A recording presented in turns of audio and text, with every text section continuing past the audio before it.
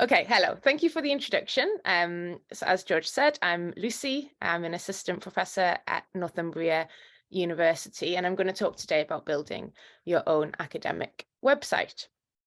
Okay, so yeah, we've already had an introduction, but just to outline briefly what I do for research. So I would describe myself as a computational materials scientist.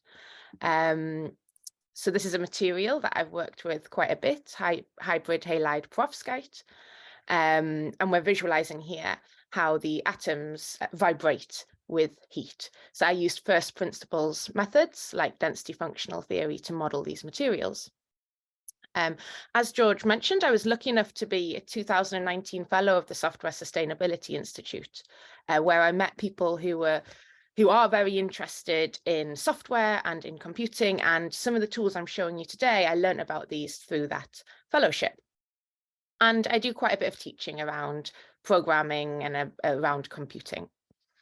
Okay, so I really enjoy making websites. I can actually waste quite a bit of time fiddling around with my own website. So I'm going to use some of what I've learned in that process. I'm going to share that with you today. So first of all, I guess we should think about why we might want to build an academic website. So there are a number of reasons we might want to promote a particular event or a particular initiative that we're part of. We might want to promote a research group, one that you're leading or that you're participating in. We might want to build a website to share our data or our code. Or we might want to communicate our own personal research work or to record the work that we're doing. So later on in a few slides time, I'm actually going to do a walkthrough of exactly how you would build an open source website using some commonly used tools. But first, I'm just going to give a few examples of websites that I like and that I've seen. So the first academic website I'd like to use as an example is this one from the Materials Design Group, which is led by Professor Aaron Walsh at Imperial College London. So this is quite a simple website. It's got quite a clean design.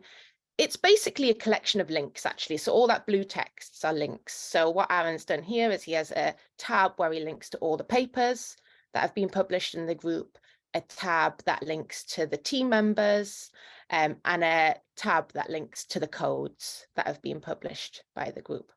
But I think it's got a bit of personality. It's got a nice clean design, and he's embedded images here as well. So the next example I'm going to use is my own website, which, as I've mentioned, I've probably spent too much time on. So I quite like the hacker aesthetic. So I've kind of went with a bit of a hacker theme here. So I've used a template for this. So somebody else actually designed the theme and then I've tweaked it for my own uses. So I've got more tabs down here. So a tab describing my research, the software, teaching, publications, talks. So I see this really as an online CV, so that when I'm applying for funding, or if I would, want to advertise the group for students or staff to join, then they can get a feel for the work that I do and get a feel, I guess, a little bit for my personality and how I would like the personality of the group. So, we're communicating quite subtle things sometimes through these websites. One thing I'd like to draw your attention to, which I've actually which I really like about this website, is that I've got a tab here called log. So on this log page, what I do is each month I write down one thing that has been achieved by myself or by one of my students.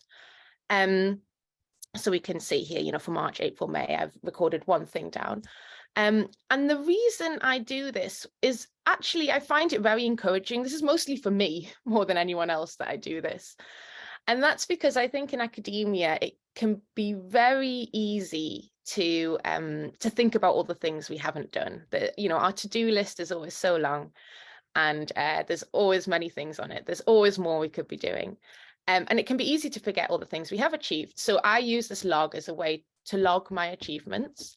mostly for myself, so that I can look back and think, oh yeah, look, look at what we've achieved over the last year or two. Okay, so I find that a really positive thing to do. The third example is a little bit different, because for this example, this is from the website of the Jelfs group. Professor Kim Jelfs leads this group at Imperial. And this website, it's interactive.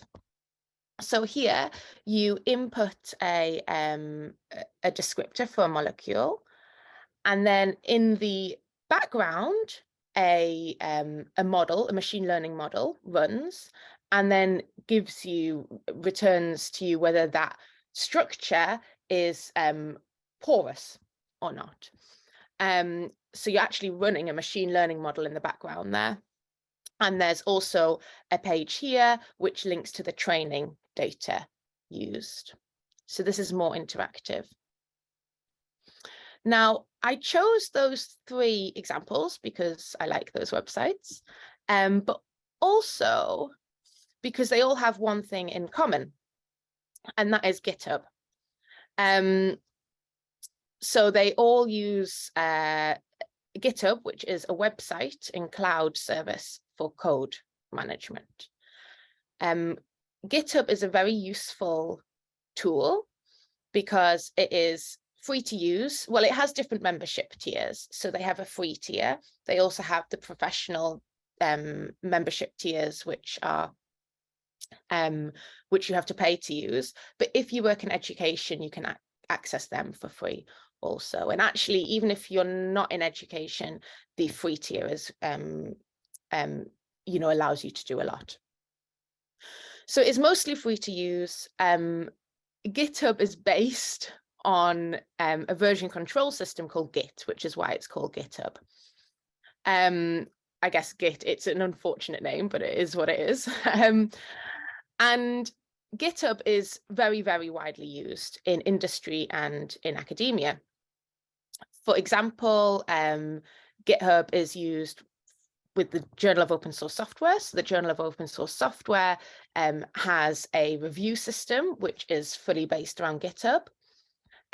There's also nice projects like the Turing Way project, which is a project for reproducible research that's led by researchers at the Alan Turing Institute. So they base their project around GitHub. And there's also software carpentry. So software carpentry, if you want to learn basic programming skills, so if you'd like to learn the basics of Python or R, or using Git, or writing in Bash, then software carpentry has a lot of resources. And again, that project is based around GitHub. So GitHub is a place to store your code, but it has many more features than that. And there's kind of this whole ecosystem that's now built around GitHub. So there is a little bit of a learning curve around building websites using GitHub. But you're learning a skill that is useful in many other contexts when you do that. Okay. Right. So the walkthrough that I'm going to give is for building an open source static website using GitHub. So by static, I mean that the person viewing the website can't interact with it. They can't change it. It's non-interactive. So of the 3 examples I showed you, the first 2, my website and the website from Professor Walsh's group, they're both static websites, whereas the third one, you need to go a little bit more advanced to have that interaction with the machine learning model. To build a static website, there's 3 key ingredients. So you need something to serve your website so that people can access it. So we're going to be using GitHub here, and specifically something called GitHub Pages. You need a site generator, so you need something to generate the HTML for you. Now, back in the day, I think the first time I wrote a website, I was about 11 or 12, right? So this was in the 90s, and this was the first computing I did, was actually writing HTML, just raw HTML code. And no one really does this anymore. Most people now use site generators that generate the HTML for you and make much prettier websites. So we're going to be using, there's various site generators that are widely used in academia. So a very common one for documentation is this MK Docs. There's also Hugo and Jekyll, which are used for all types of blogging and creating static websites. We're going to be looking at Jekyll because Jekyll integrates very nicely with GitHub. So that's the one that's most supported by GitHub. So we'll be using Jekyll. And the third ingredient we need is Markdown, which is a way of formatting text by writing plain text. So by plain text, I mean, if you're on a Windows system and you use something like Notepad, when you use Notepad, you're writing in plain text. And then Markdown, you write in plain text and that's formatted nicely. Okay, so I'll show you an example of that in a little bit. Okay, so just a quick note on Jekyll. So just like with something like WordPress or Squarespace, I think is the other very commonly used ones. If you've used something like WordPress before or Squarespace, then you're offered all these different templates and you can select one that you think is visually appealing and has the features you need. Well, Jekyll's very similar in that there's many different possible Jekyll themes for you to choose from. So the starting space, the starting point is often the same when we're building these open source GitHub-based websites. We would want to choose a nice template to use. A lot of these templates are blogging templates, so optimized for if you want to do a kind of a regular blog. Okay. Right, so we're now on to the live demonstration, which is the bit that makes me a little bit nervous because, of course, it can always fail, but we're just fingers crossed that it's going to work, okay? So hopefully you can now see my browser window. George, are you able to confirm that? I just want to make sure everyone can see what I can see. I can see it for sure, yeah. Excellent, that's good. Okay. So, and can I ask George, can you see in the bottom right hand corner of my screen, I can see the little tab of myself and can you see that as well? I can see you, yes, as the video view. Okay, but I don't think you can. Okay. Right. So, right. So live walkthrough. We are going to be using, we're going to start with GitHub, okay? Now, if you were using GitHub for the first time, you would visit github.com and you wouldn't quite see this because you won't have an account, okay? But what you would see in the top right-hand corner is you would see the option to create an account, and that's, that's straightforward. So when you visit github.com, you'd need to create an account and log in. And when you log in, you'll see something like this page here. Now, on GitHub, code is stored in various repositories. So if you're working on a project, you would keep all the code associated with that project in a repository, in a single repository. So we are going to write, well, we're not going to write code, we're going to write Markdown, and Markdown for our website, and we're going to keep all of that within a repository. So the first thing we need to do is create the repository. So we click on this plus icon here, and I should say for those viewing it now, this is going to be recorded and it's going to be shared with you.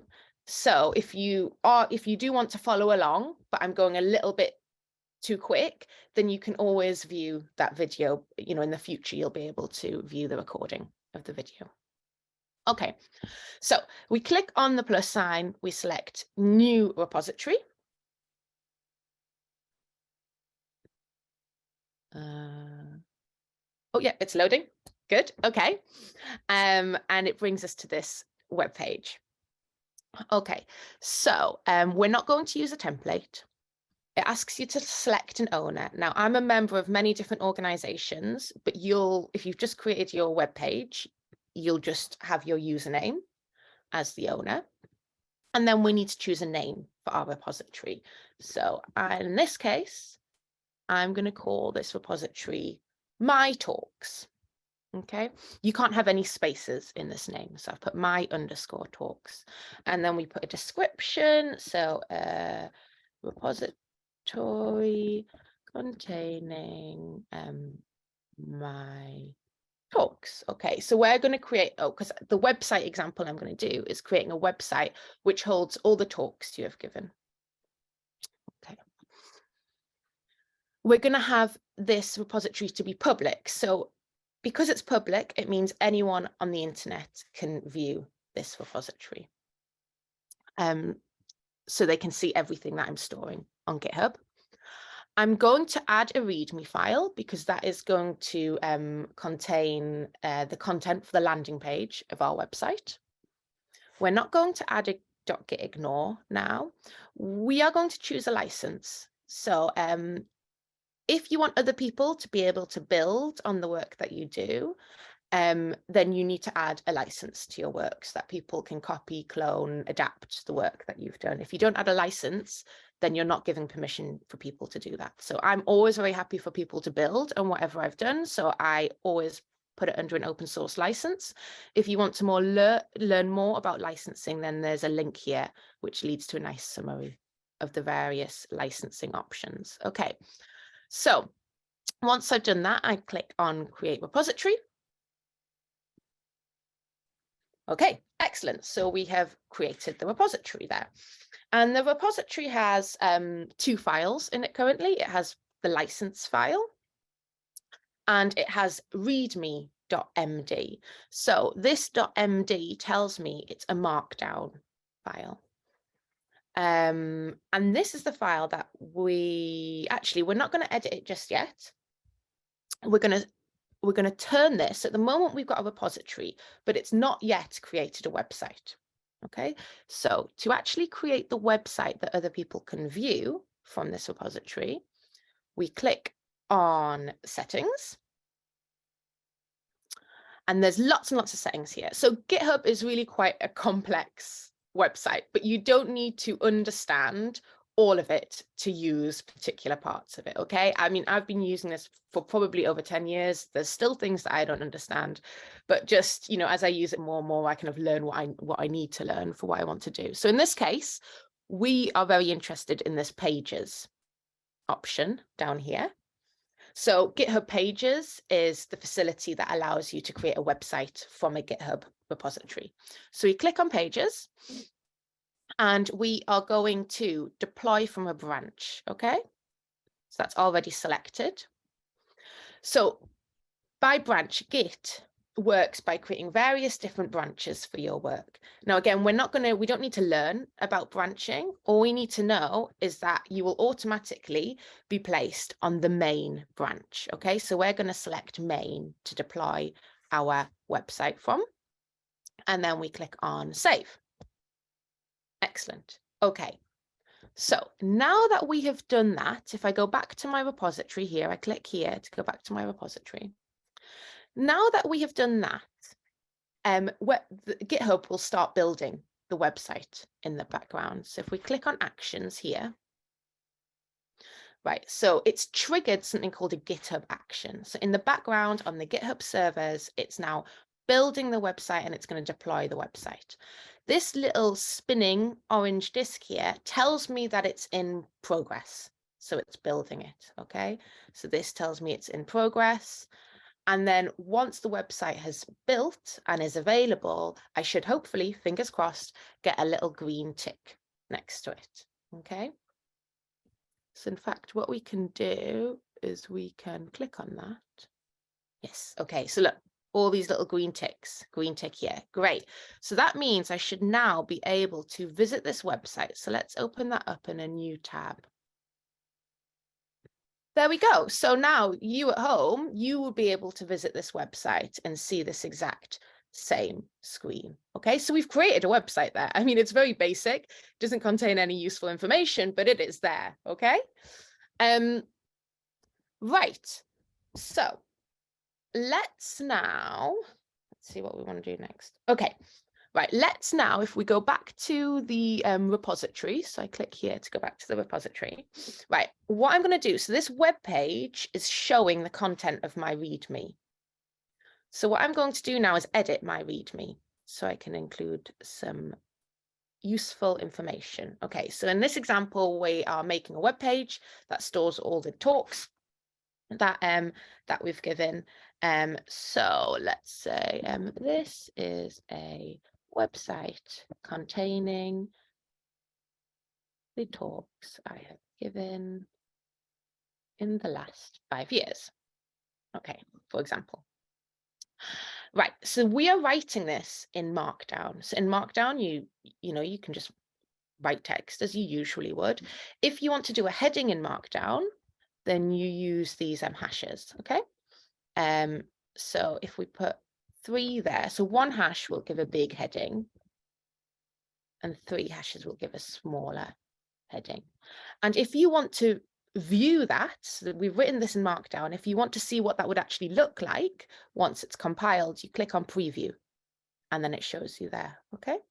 So that was the 1 hash big heading, 3 hashes, smaller heading.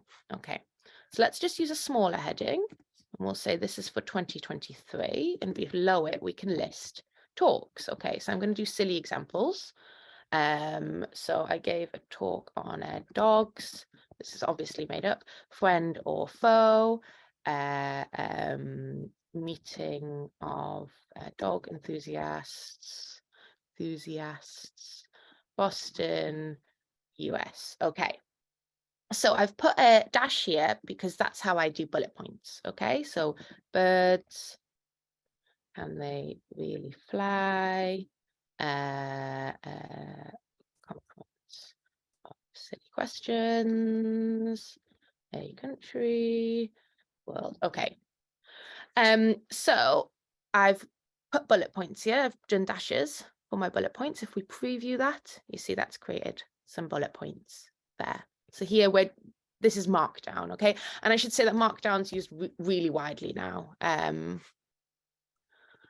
So if I want to add a link in Markdown, that's also quite straightforward. So if I wanted to add a link to say I had a recording of the talk that I gave, view the recording here. So I put the link text in these square brackets, and then in parentheses, I put the link target, the web page. So I've already queued one up here. Copy link address. And I can paste that here. Okay. Excellent. We can preview that. And there, we've got the link there. So that would take us to that YouTube video. Oh, and if I wanted to, so let's add another heading. 2022. Let's give a talk about cats. The fluffier, the better. And if I wanted to add a image, that's also quite straightforward. So if there's an image online that I'd like to add, then I start with an exclamation mark. I then put in square brackets, and then in the parentheses, I put the web page to that image. So in this case, I've shortened the link to using Python cat. Okay, so I've got an exclamation mark, I've got square brackets, and then in the parentheses, I've got some the link to the image. Now, if I preview this, I know what I've done. Okay, so I forgot to add, you need to put the HTTP here. Let's add that. Okay, so hopefully now, yay, okay, great. So now the image is displaying there. Okay. So this is a little mini tour of how to write things in Markdown. Okay. So excellent. So once I've made the changes that I want to my Readme, then I can save these changes. So when you save something using Git, it's called committing it. Okay, so we're going to commit the changes. There's a short message here that we can update and that we can edit if we want. So update readme.md with my latest talks. If you wanted to give a more extended description, you could do that here of the changes made. And then you click on commit. And as soon as you commit something, as soon as you make any change to this repository, then that will trigger one of these GitHub actions up here. So we can see here, this has triggered something here. It's queued, so we're waiting for the server to get along to the job that we want to run. And now it's running, okay? So in the background, it's taking that markdown file and it's converting it to HTML. And then it's going to deploy that on the GitHub servers so that we can see the changes. Okay. Right, so yeah, that's still whirring away in the background. Oh, I'll show you, right, I'll just talk a little bit about web addresses whilst we're waiting for that to be deployed. So if we go to the website here, so when you make a GitHub repo, or rather when you make a website using GitHub, the format of the web address takes a standard format. So this is my GitHub username, and then it has .github.io, and then it has the repository name there. Okay, so that's the web address. And what you can do, just so we don't need to keep on remembering that, is you can click on settings here. And then you can say, use your GitHub pages website. That's got this web address. And then it pops up here, okay? So now whenever I click on this, it's going to bring up the website now, hopefully. Yay, there it is. Okay, so that now reflects those changes that I made to the README. So again, anyone can now visit this page. You can test this at home. You can visit this page and you should be able to see this web page here. Right, so let's now, and I should say that this is a little bit of a silly example, but this is actually, you know, it is actually a very useful thing. Just even this very most basic example is useful. So I'll give an example here. So this is a list of projects that I maintain for if undergraduate students want to do a project, or master's students want to do a project with me, then I maintain this list here with potential project ideas. So I find, you know, and I've used just what I've shown you here. So very basic markdown hosted on GitHub. And it's nice because it's very quick to update. So this is quite a nice way to communicate with students so that you're not emailing them one-to-one, or I find kind of some of the university infrastructure very clunky. I just tend to use GitHub for communicating with students. Okay. So if we go back to the repository, let's add another web page, because at the moment we've just got that one web page. So let's add another one. So to create a new web page, we click on Add File, and we're going to create a new web page, and we'll call this reptiles.md, because we're going to write this also in Markdown. And then we're going to write some of our insights about reptiles. Scaly, I think that's how you spell scaly. Reptiles are. Okay, maybe it's with an E. No. Okay. So, yep, we can preview that, and then we can save our changes to this file that we've just created by clicking on Commit. Okay. Click on Commit Changes. Okay, so now we have 3 files. We have the 2 that were there originally when we created the repository, and now we've added this reptiles.md. And then we can link to this new page that we've just created from our landing page. So if we go back to the readme.md, click on Edit, and then to see my work on reptiles, please follow this link. So again, I'm inserting a link. So this is the link text. And then I simply add the name of the file I've just added here, reptiles.md, okay, in parentheses. You can check that on the README. Yep, that looks good. And that links to the reptiles.md. So I commit that change. There we go. Okay, and because I've just changed something on the repository, again, it's triggering this this action in the background that is going to build that new HTML page and deploy it. Okay. So let's see what's next on my list.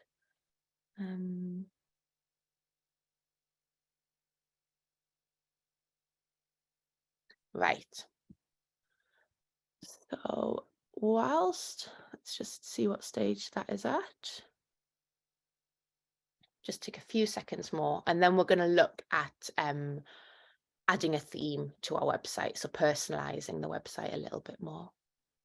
So that's now built. And it's deploying. Excellent. So brilliant. So now when we visit this web page, that's the text I've just added. And now when we follow this link, it links to this web page about reptiles. Okay. Right. So we've seen how to make a basic landing page, put text in, links, images, headings, bullet points, how to link to another page, so how to connect the pages together. But this, the formatting of it, how it visually appears is very basic. Okay, so for most use cases, we'd want to tweak this. We'd want to make it more aesthetically pleasing. So to do that, we can use Jekyll themes.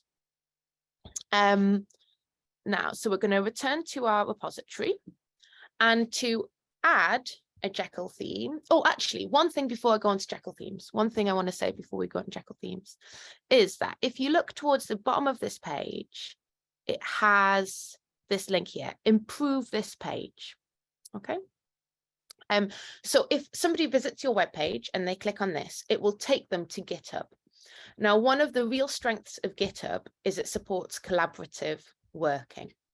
So if somebody else were to register for GitHub, they would be able to edit these web pages as well. So when we were making the website for the Rising Stars event that was on at the Henry Royce Institute earlier this year, which some of you may have attended, when we were making that website, we were making it collaboratively. So, myself and Katie were both editing and tweaking the website as information changed over time. So if you want somebody else to be able to edit the website, then you would go to settings, you go to collaborators, and then you would add people here. So they will need a GitHub account, and you would add their username here. And once you add their username, they will be able to do all these steps, just like I've shown you. They'll be able to edit the README, and that will then deploy and update the website. Okay. Right.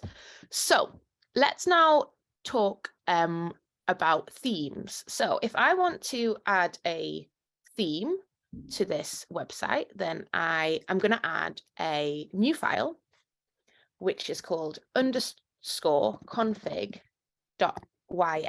So this is a file type called a YAML file. And again, this is very widely used within the software community.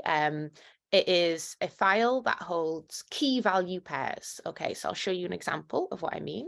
So in this case, the key we're using is theme, and the value is minima. So we are going to use a theme called minima to make our website a little bit more aesthetically pleasing.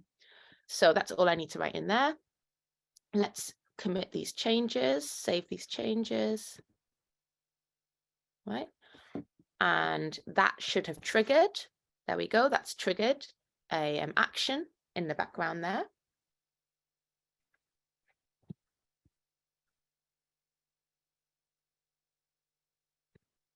Okay. So let's try and reload this. See, no, we're not quite there yet.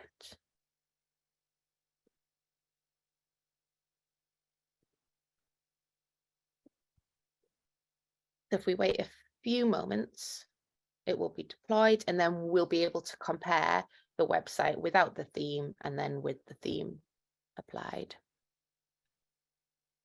So that's the website as it stands. Then if we open up a new tab, there we go. And that's now with the theme applied. So it's a little bit more pleasing. And there's various different themes that GitHub supports without you having to install anything. So if we go to, let's see, it is pages.github.com/themes. So these are the themes that GitHub supports without you having to install anything extra. There's actually thousands of Jekyll themes, but to use the other themes, there's a few extra steps involved. And I'll link you to the documentation that outlines those steps, but we won't go through that today. But these are the ones, so you could plug any of these themes. If you wanted the modernist theme, for example, so that takes you to a web page that shows you examples of the modernist theme, then you would, in your README, you would in your config, you would simply write modernist here, and then it would automatically in the background reformat everything within that modernist theme. Okay, but we're using the Minima theme right now, which looks like this. Okay, so this looks quite neat now with this Minima theme. There's a few bits down here, like it's got my _talks here, which is the repo name. And this doesn't really look quite correct, but we can edit that. So this config is where all of the settings for your website are kept, okay? And there's hundreds of different settings that you can choose from. We are just going to set the title of our website, which we're going to call Lucy Loves Talking. And we are going to set the author, which is me. Okay. We're also going to add a little navigation. So, we created that reptiles page, and, in this imaginary example, I am an expert in reptiles. I just love them. So I want everyone to see my reptiles work. So I want to create a link to that right at the top of my website. So to do that, I'm going to add the key, I think, is header pages. I think that's right. And so this is where you specify which pages you would like to link to from the header of your web page. And we want to link to reptiles.md. Okay, so again, fingers crossed that this works. Header pages, I think that's correct. Because the thing with YAML is that if you just get one little bit, so if I put header page here instead of header pages, it probably won't work. So you do need to be very particular with what you're writing. Okay, and I should also say that I put 2 spaces there, so white space also matters. So I've put 2 spaces there, a dash, a space, and then the name of the page that I'm linking to. Okay, so hopefully now, so I've specified theme, I've changed the title of my website, the author of the website, and I've added a link to a header page at the top of my website. And as I said, there's hundreds of options we could go into now, but these we're just going to cover the most basic ones. But if you go to, well, I'll link to a website at the end of this presentation, which contains the documentation for all the different options you could use.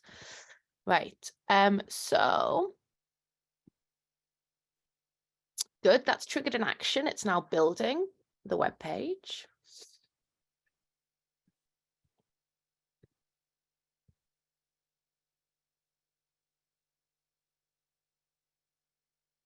Okay, that's built now. So if we open it up, there we go. Okay, so yeah, this is formatted. The one thing that isn't there actually, which I was expecting, was I was expecting a little link to a header there. So maybe that's not quite correct. So we'll have to check that out. But it's added the title, Lucy Loves Talking. It's added the author down here at the bottom.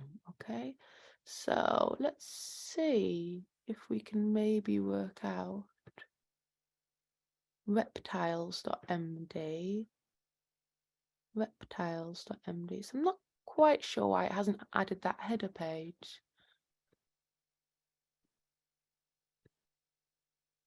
So it wouldn't be a live example if something didn't work. So something had to not work, and this is it. Let's just reload and see if it comes up. Huh. What's confusing me a little bit is that it hasn't given me an error. So if I'd done something, if this wasn't formatted correctly, I'd expect it to give me an error, but it hasn't given me an error. It's just not given me the header page that I expected. So that is a little bit unusual. And without an error message, it's quite difficult to debug. So we might just have to leave that. I should say that actually I have got a working example. So I did, I ran through this in advance of this talk. So if you go to, so I have got a fully working example. If you go to github.com / in fact, no, if you go to lucy.github.io / my-talks, okay? Oops.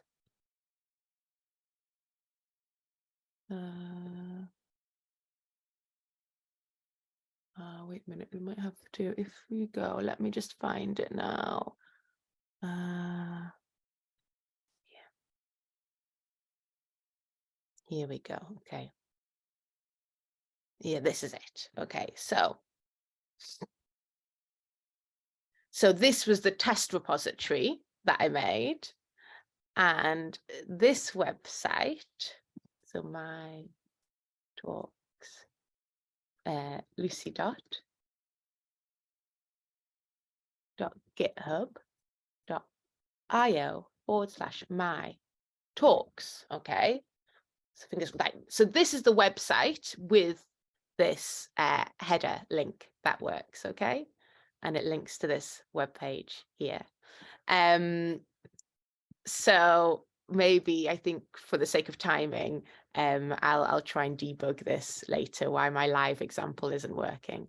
But there is an example that absolutely works, available on this website here. So the repository for that is github.com / lucy./ my talks. Okay, and you can see there it's got a config file just like the example that we've been using. Right, back to the repository that we've been developing.